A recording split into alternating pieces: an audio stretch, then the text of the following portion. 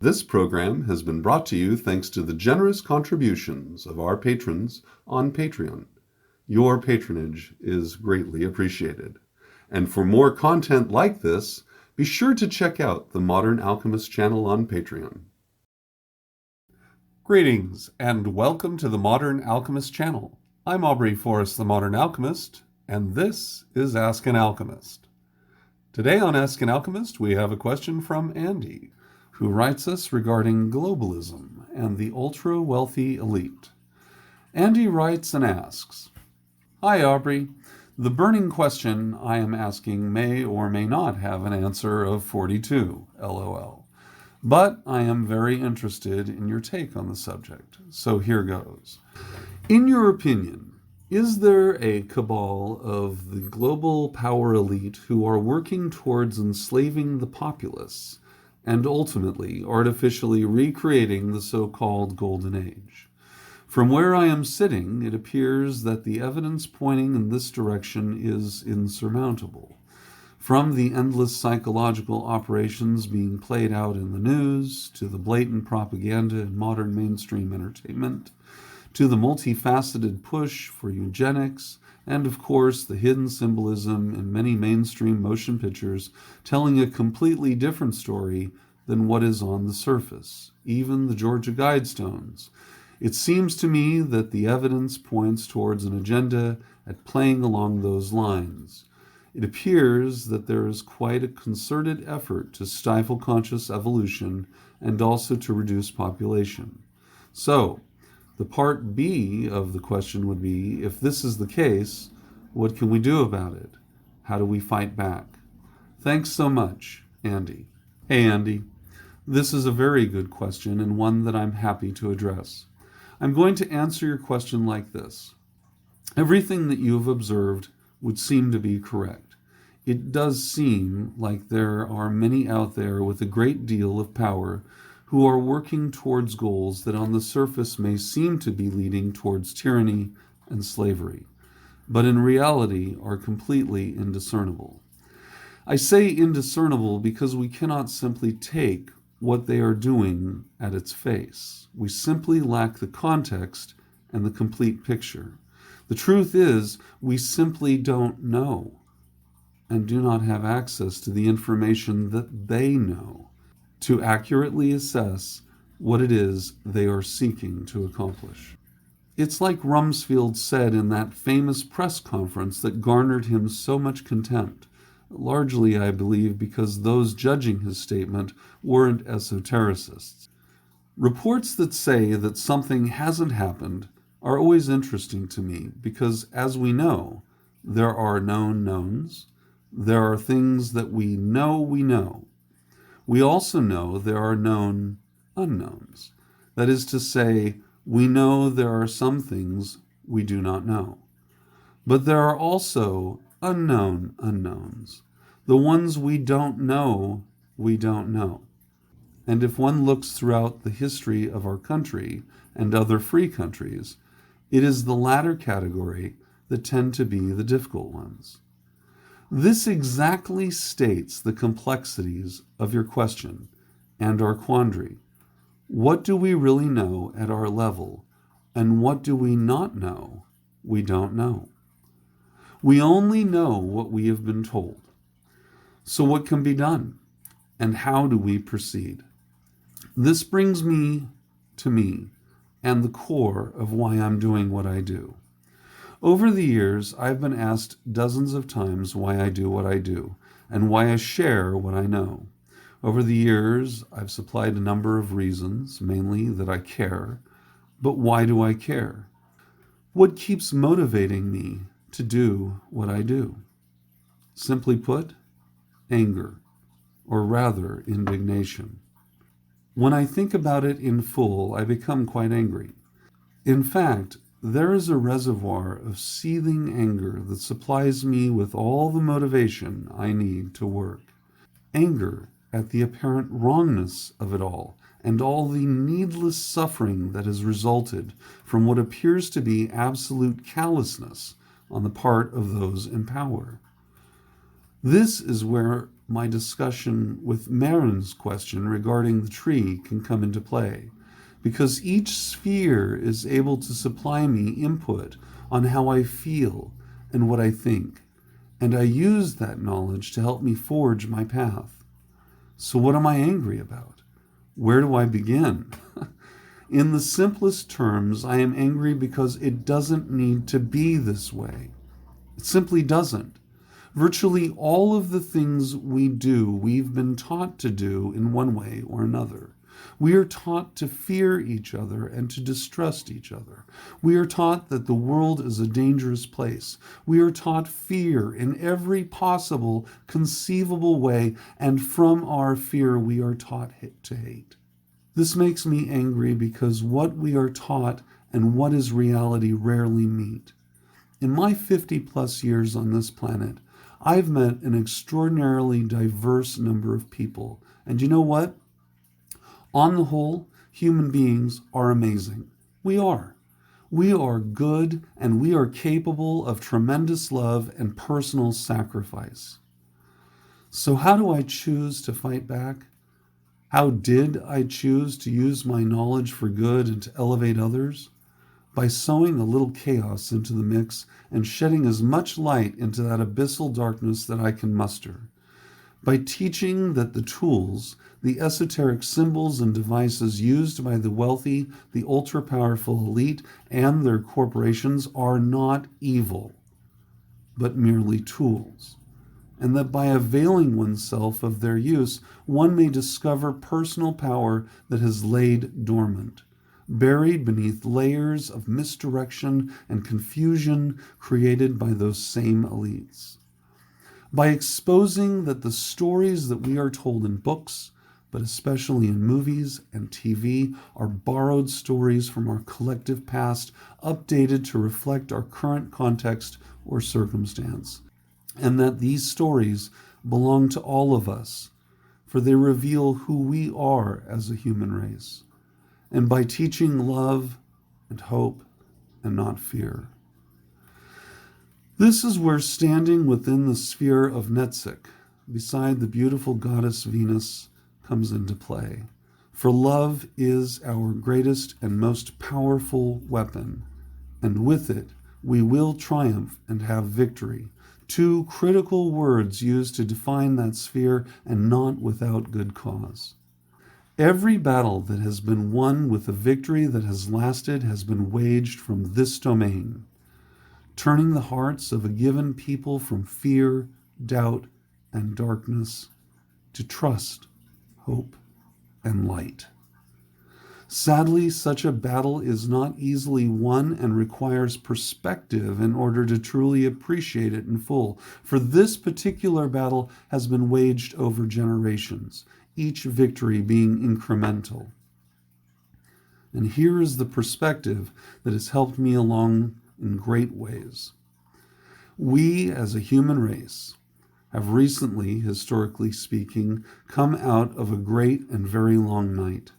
When we consider that people were considered actual property a mere 154 years ago, a mere 5 human generations ago, and that women, regardless of race, received suffrage a mere 99 years ago, that's 3 human generations, and that for all of recorded history, this was not the case, yeah, we've come a very long way.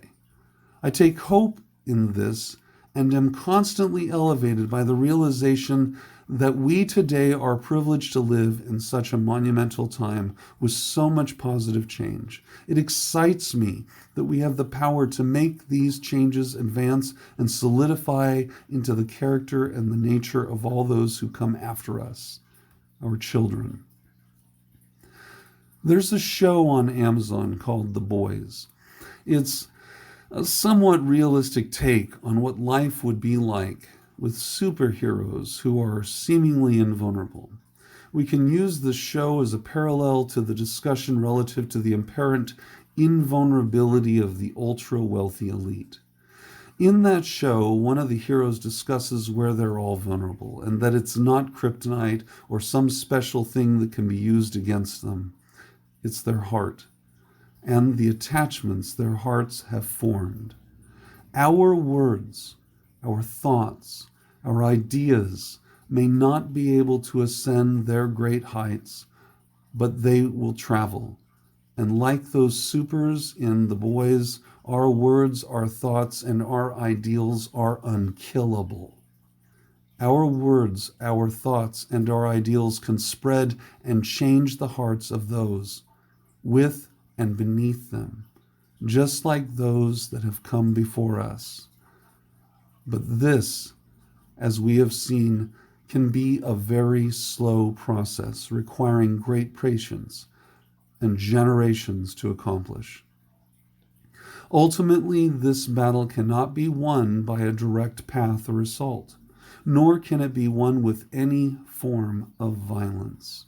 Lasting change never comes from violence, for the seeds of one's revolution are also the seeds of its undoing. So a violent beginning is often a prelude to a violent end. So yes, Andy, you are right when you say that it's a very big mess out there, and it would seem that the deck is stacked against us, with the house always winning in the end. All this is true. The way to win is to not play their game as much as possible. Seek as much knowledge as you can and evaluate it critically without emotion, allowing your mind to analyze what is being learned and proceed from there. I say this because without doubt, the number one method of manipulation is through our emotions, how we feel about something. Take what you have learned and apply it. Use the tools and devices they use as if they were your own and draw strength from their use. To quote a favorite scripture, be as shrewd as a snake and as innocent as doves. Be fearless in the face of all that would make you afraid and maintain a proper perspective, which is to say that there are many unknown unknowns out there. And as such, we may never be fully able to appreciate all that is happening or has happened because we may never really know what's the eventual goal. Although I have a strong impression that the goal is a single world united without individual nations and governments, but a single nation, a single government over a single people, the human race. Whether it is a world united in freedom or tyranny, I believe that is entirely up to us. One final thought I'd like to add. You mentioned that the global elite are working towards enslaving the populace and ultimately artificially recreating the so-called Golden Age. The question is, are they working toward this as a result of their own will, or are they being moved, like the rest of us, toward a goal outside of their conscious process? Meaning, is it possible that all of us are being moved by a current of consciousness that is greater or larger than ourselves? Is our movement toward this apparent goal of our own creation, or are they, being inspired by something more? I ask this because as I've been focusing my attention in this regard, I keep feeling that there is something larger at play than mere human consciousness. I'm not talking gods or aliens. And that our transition from a world of slavery and injustice has been the result of our healing and coming to terms with the collective trauma that we endured, a trauma that was formative to all we are and have been for no less than 4,000 years. Is it possible that as we are distanced from that trauma, we are coming back to our true selves? Is it possible that once we have healed, we will be one with each other and nature again? This is part of the unknown unknowns I was discussing earlier. Are there larger things at play than mere human activities? How much a part of our world are we? Is it possible that our thinking, our feelings, are enhanced or even created by a much larger field of consciousness and energy? Are we just people, or are we an expression of our world, our planet, and the star that we orbit? As I've moved my mind towards this end, I've come to the conclusion that we are more than we know, that our consciousness is connected to each other and to our world in ways that I lack the language to describe. It is this connection that gives me hope, and it is this sense of moreness that provides me the needed salve to my indignation and gives me peace. Andy, we are more, which means that they, the ultra-wealthy elite, are part of that moreness and part of us as we are part of them on a collective unconscious level. It means that you can find love for those who would seem to be your enemies. For in spite of our material differences, we are all subject to the same ills, the same weakness, the same frailties. It means that compassion is possible, and with compassion, healing is possible. It means that we are more alike than we are different. For stripped of their wealth and their possessions, we are the same. We are all people desperately trying to make sense of it all and find our place within the universe. I take strength in this knowledge. It is the wellspring from which my hope flows freely. I hope that answers your question. The picture at the start of this post is one of the universe and the electromagnetic connections that exist between every star in the galaxy and every galaxy within the universe. Everything is connected. Learning to see that and recognize the massive implications of this knowledge is an essential key to everything else. It helps me sleep quite soundly at night.